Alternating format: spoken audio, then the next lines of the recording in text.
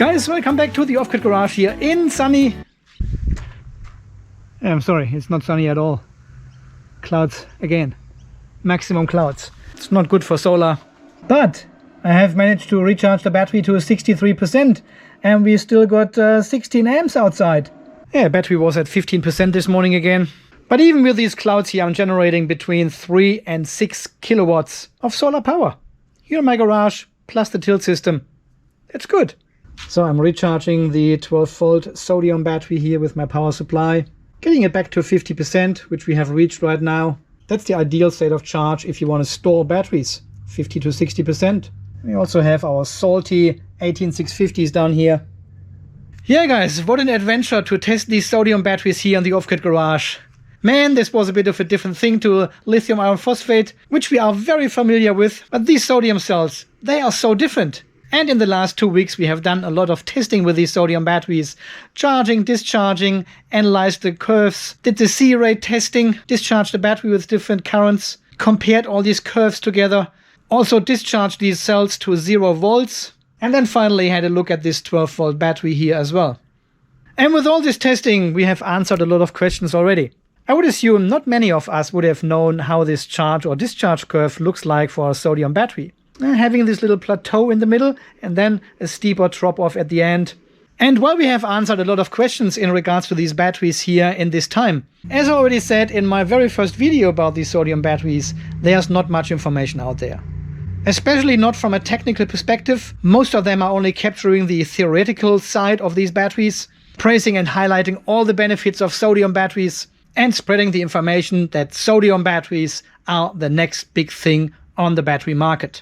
Because they are so good and they are so cheap. So, and in today's video we want to answer a few more questions about sodium batteries, which we haven't covered before during our testing. And because there's not much information out there, I have just asked Microsoft Copilot, which is their AI consisting of OpenAI and some other GPT versions. It is a combination of different AIs. And the replies I got from Copilot were far more complex and detailed, as if I would have just used Google. So I'm going in the background now and I let AI do the rest. So the first question I was asking about sodium batteries was about safety. And I've asked, are sodium batteries safer than lithium iron phosphate batteries in terms of thermal runaways? And the Copilot said, sodium ion batteries and lithium iron phosphate batteries both have distinct safety characteristics. And then the AI compares the sodium batteries with the lithium iron phosphate batteries. Sodium batteries are generally considered safer than lithium-ion batteries. They are less prone to overheat and catch fire. Lithium iron phosphate batteries are also considered safe due to the strong bonds between iron, phosphorus and oxygen atoms in the cathode. Sodium batteries exhibit good thermal stability and are less likely to experience thermal runaway. Less likely. While lithium iron phosphate batteries have a high thermal runaway temperature of over 500 degrees Fahrenheit, reducing the risk of catastrophic failure. And we all know lithium iron phosphate is pretty safe. And then the next 3 details the AI compared sodium with lithium iron phosphate batteries don't really answer my question about the thermal runaways, but here in the summary it says, both sodium ion and lithium iron phosphate batteries have safety advantages, but the choice depends on specific applications requirements. Sodium ion batteries are promising for stationary applications, while lithium iron phosphate batteries remain popular for various energy storage needs. So, and as you can see, this answer is not really what I was asking for. Yes, they talked about the thermal runaway, but all the other information is not really related to my question. But here from this reply it seems like sodium batteries can actually have a thermal runaway, but it is far less likely than with lithium batteries. Okay, I've asked another question about safety. Can I charge sodium batteries at higher C rates than lithium iron phosphate batteries? Because this is something you often can read in advertisings or marketing material. Sodium batteries are so good in C rating, far higher charge and discharge current than lithium. And the Copilot says charging sodium batteries at higher C rates compared to lithium iron phosphate batteries depends on the specific type of sodium batteries. LFP batteries are known for their stability, safety and long cycle life. A rule of thumb for charging LFP batteries is to charge them at a rate of 0.5 C. And then it explains what 0.5 C means. And it says also LFP batteries can handle higher charging rates without significant issues. So how about the sodium battery? So sodium-ion batteries have a cycle life of around 4,000 cycles, which is lower than LFP batteries with around 8 to 10,000 cycles. Then it gives us a general overview about advantages of sodium batteries, that we can charge them at lower temperatures, we can discharge them between 3 and 5 C, and the ability to discharge them to 0 volts without damaging the battery. Remember this sentence. Then it also says, however, sodium batteries may not handle high charging rates as well as lithium iron phosphate batteries due to their different chemistry. While some sodium batteries can tolerate high discharge rates, it is essential to follow manufacturer guidelines, of course. Charging sodium batteries at very high rates may lead to issues like dendrite formation, reduced cycle life, and safety concerns. In summary, while LFP batteries can handle higher charge rates, sodium batteries require more cautious charging practices. Always refer to the manufacturer's recommendations to ensure safe and efficient charging for your specific battery type. Of course it does. But here again, we've got the limitation again that we can discharge these sodium batteries fast, but not charge as fast, obviously. And I'm reading this all in contrast to what you can find in these commercials and advertising and marketing material out there, where sodium is always the holy grail of batteries now. But apparently it's not. Okay, and resulting of the last question, I had another question. Can I charge sodium batteries to 100% every time, like we can with lithium iron phosphate batteries? And Copilot said, charging sodium batteries to 100% every time is not recommended, especially if you are comparing them to lithium iron phosphate batteries. LFP batteries are known for their stability, safety, and long cycle life. They can handle frequent 100% charge cycles without significant capacity loss. Charging them to full capacity is generally safe and doesn't harm their longevity. Sodium batteries, in contrast, charging them to 100% every time can lead to several issues. Sodium dendrites can grow during charging, causing short circuits and reducing battery life. Frequently, full charges accelerate capacity degradation. Overcharging can lead to a thermal runaway or other safety hazards. Here again, there is a warning about overcharging and a thermal runaway. So they are not so super safe as it seems in the marketing materials.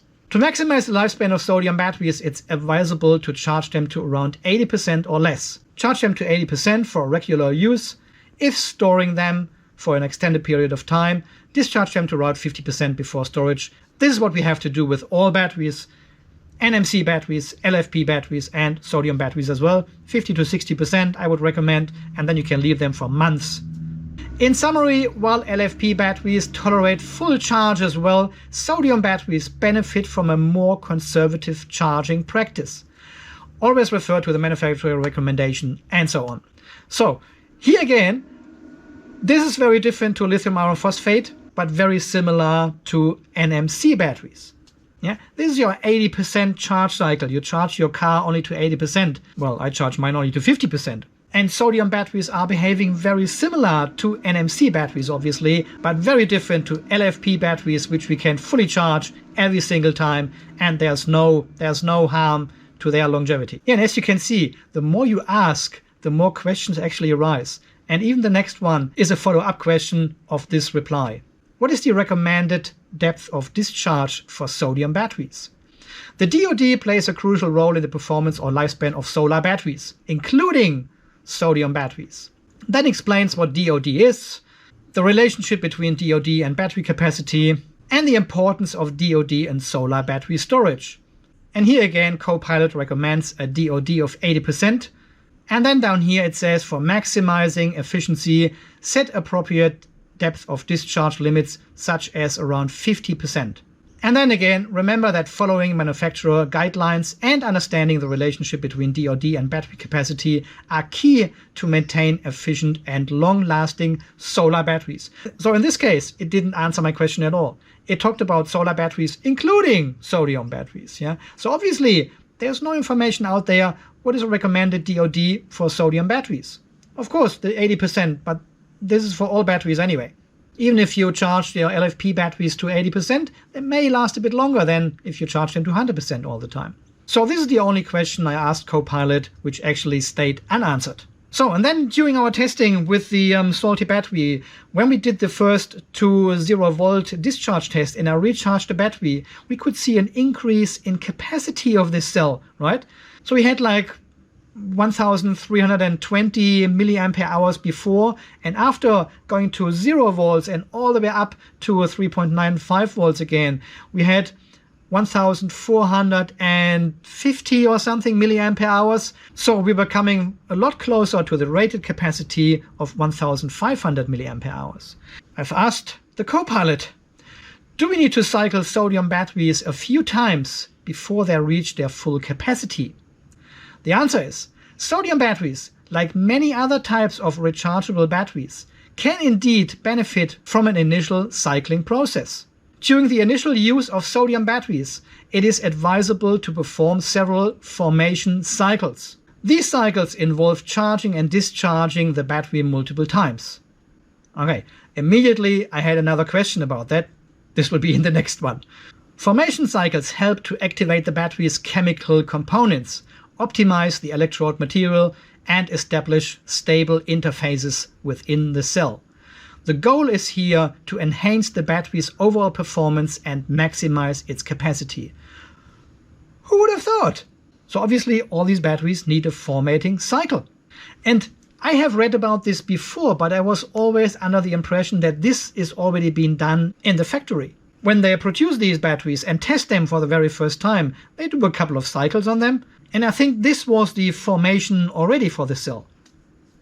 And then it goes into more details here. Why formatting cycles? It says formatting cycles allow the battery's anode and cathode materials to undergo necessary chemical transformation. The process enhances their electrochemical properties. Additionally, it helps redistribute ions and stabilize the solid electrolyte interface, the SEI layer, which impacts long-time performance. So, and then, good question here. How many cycles do we need to do? Some sources recommend 3 to 5 cycles, while others suggest up to 10 cycles for optimal result. And after these initial cycles, the battery should reach a more stable state, and subsequent charging and discharging will contribute to its capacity without the need for additional formatting cycles. And furthermore, it says here, remember that while formatting cycles can be beneficial, excessive cycling can also lead to wear and reduce the overall lifespan of the battery. So, and again, the next question arising from this answer here was, how far do they actually format these cycles? Do they really go to 0 volts and all the way up to 3.95 volts? Is this a formatting cycle? Or do they use only 1.5 to 3.8 volts or something? What voltage range is there necessary for this formatting cycle? So I kept asking, how far do I charge and discharge during a formatting cycle with a sodium battery? Charge the battery to a specific voltage, typically around 4 to 4.2 volts. So this is maximum voltage. Depending on the specific sodium battery chemistry, avoid overcharging as it can lead to irreversible, I can't say this word, damage. Once the battery reaches the desired voltage, stop charging. And discharging the battery to a specific lower voltage limit. Again, this varies based on the battery type, but a common range is 2.5 to 3 volts. Do not discharge the battery completely to 0 volts as it can harm the battery's capacity and longevity. This is again something very interesting. And here it repeats, charging and discharging process for a specific number of cycles. Typical 3 to 5 cycles are sufficient for formatting. So here it claims that discharging the battery to 0 volts can either harm the battery's capacity or longevity. So again here, is it just enough to do these cycles between 3.9 volts and 2.5 volts, for example? Do this a couple of times, so get the chemistry going inside. That's all we need to do. Or has this been done already? Next question, and this was actually a question asked from one of you guys. Does permanently shorting sodium batteries to keep them at 0 volts damage the battery over time? Yeah, because we have seen when we discharge these sodium batteries to 0 volts and then take the load away, the voltage would immediately bounce back to 1.3 to 1.6, 1.8 volts. And I said, well, this is not really discharging to 0 volts as the advertising wants us to believe. So some of you have suggested, well, what happens if you permanently short the cell and keep them on 0 volts? Will this harm the battery? Copilot thinks permanently shorting sodium batteries to keep them at 0 volts can indeed have consequences over time. When you short a battery, you create a direct connection between a positive and negative terminal.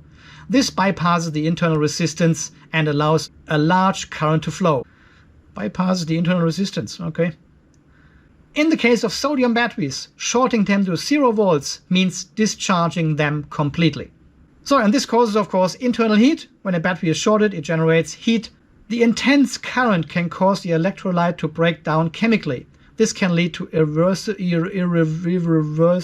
changes in the battery's chemistry. The mechanical stress from continuous shorting can harm the battery's physical structure. Over time, the battery's capacity may decrease significantly due to the stress and chemical changes. Shorting a battery continuously poses a safety risk. In extreme cases, it can lead to swelling, leakage, or even rupture. Oh, we don't want this with batteries. Then it talks about battery protection circuits. I presume these are BMSs. These circuits prevent over-discharging, overcharge, and short current. That's exactly what a BMS does. It is best to avoid permanent shorting on a battery. If you need to store your battery for an extended period, store it at a partial charge around 50%. For long-term storage, aim for a voltage between 3.6 and 3.8 volts for your sodium-ion batteries. While shorting a sodium batteries to 0 volts won't immediately cause catastrophic damage, it is not a recommended practice. Proper storage and adherence to voltage guidelines are essential for maintaining battery health and safety. So here again, the advertising tells us, yeah, you can discharge this battery to 0 volts and it doesn't harm the battery, it's not damaging it and everything.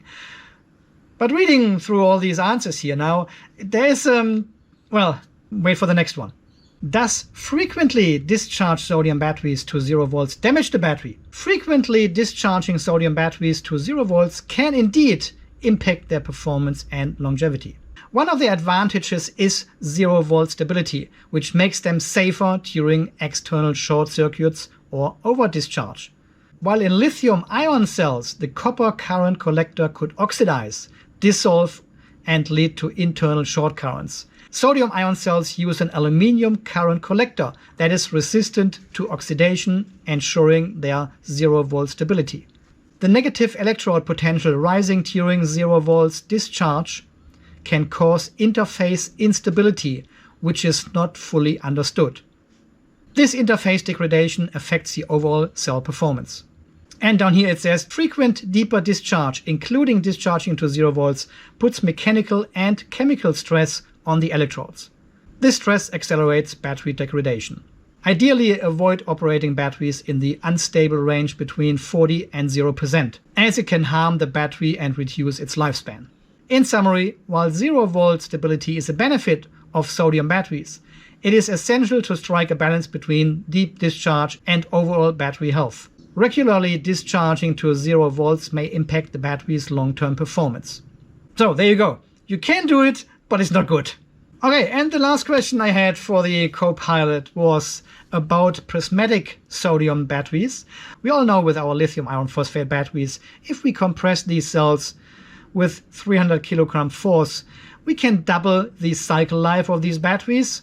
Apparently, it is called a fixation in the EVE technical specification sheet, and they claim you get double the cycles out of this battery before the state of health declines to 80%. And I was curious, is this the same with sodium batteries? Yeah, we can buy these prismatic sodium batteries already. So if we build a 12-volt battery with 4 of them, do we need to compress them?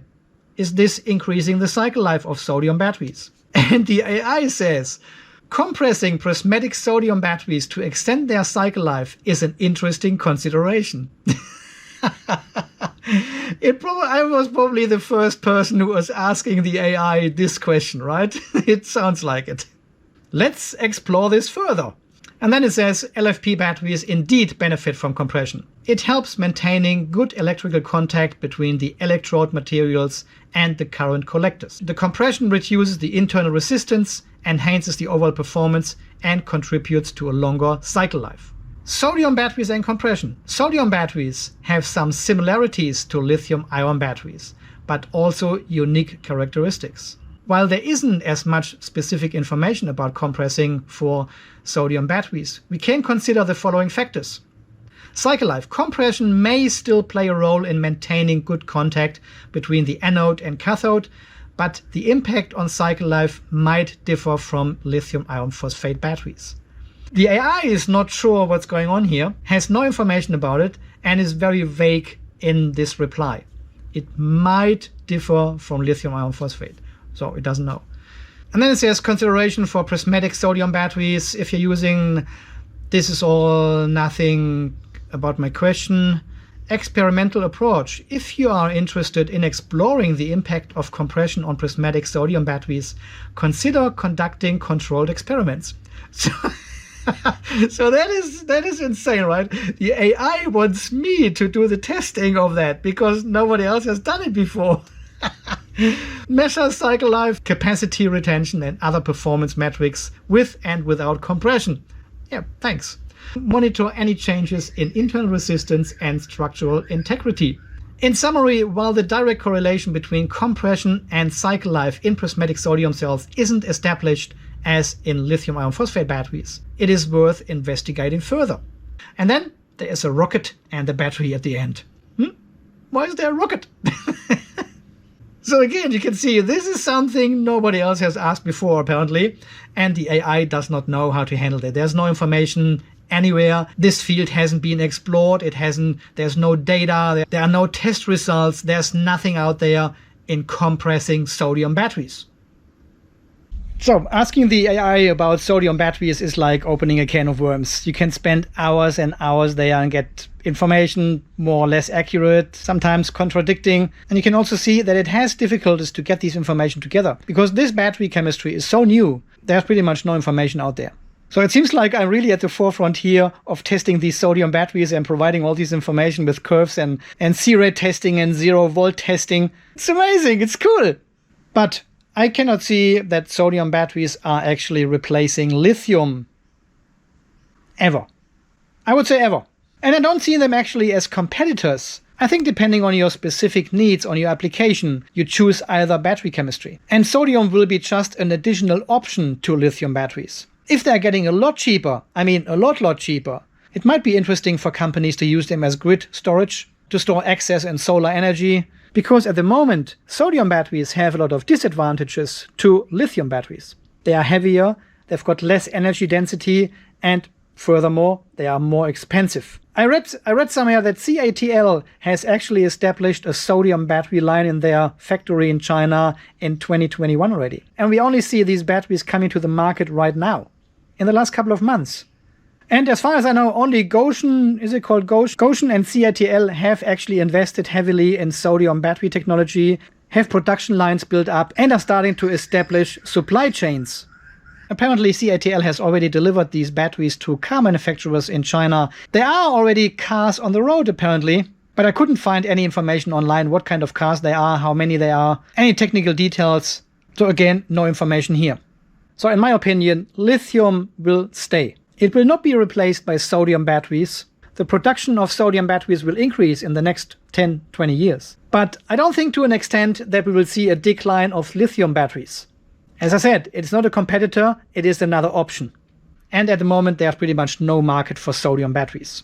So it will be interesting to see the further development of these sodium batteries, how they go into the market, what application they are being used for, and more importantly, what is the price doing? Are they really getting that cheap? But even then, energy density is only half of what you can achieve with lithium batteries at the moment. So I would need a lot more space here in my battery shelf to store all this capacity.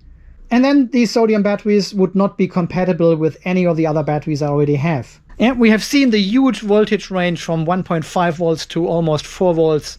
And this is just not compatible with my other lithium iron phosphate batteries. What do you think what will happen on the market with these sodium stuff? Do we see salt batteries everywhere? What applications would we use them for? Do we need new inverters, new BMSs, new balances, new equipment all around to cater for this high voltage variation we have with these batteries? Or will they be only for niche applications?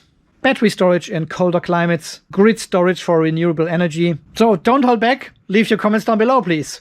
So personally, I think we will see other battery chemistries coming up on the market before sodium will take off big times. Like lithium manganese iron phosphate, LMFP. Same or higher energy density than lithium batteries, but with the same advantage than lithium iron phosphate. Super high cycle numbers, stable voltage, and ultra long longevity up to 20 years plus. And I hope we will see these LMFP batteries here on the market at the end of the year, because I'm really keen to test them out and see how they perform. Okay guys, so far this final video about the sodium batteries here in the off-grid garage. I think we all need to go on a sodium diet now. That's why we are going to do something completely different in the next video. I wanna test a new BMS, which we haven't tested before, and it could be a JK competitor. Okay guys, I think this concludes our sodium battery series here. Thank you so much for all your hundreds of comments under the last couple of videos about these sodium batteries, about the testing we have done, all these wonderful explanations you came up with. This is all much appreciated, and I think we have all learned a lot already. And of course, thanks to these wonderful and beautiful people who are donating to the channel, keeping the lights on, letting me test these equipment here, and buying me a beer from time to time. Until the next video guys, you stay charged, stay safe, and thanks again for watching. See you then. Bye bye sodium.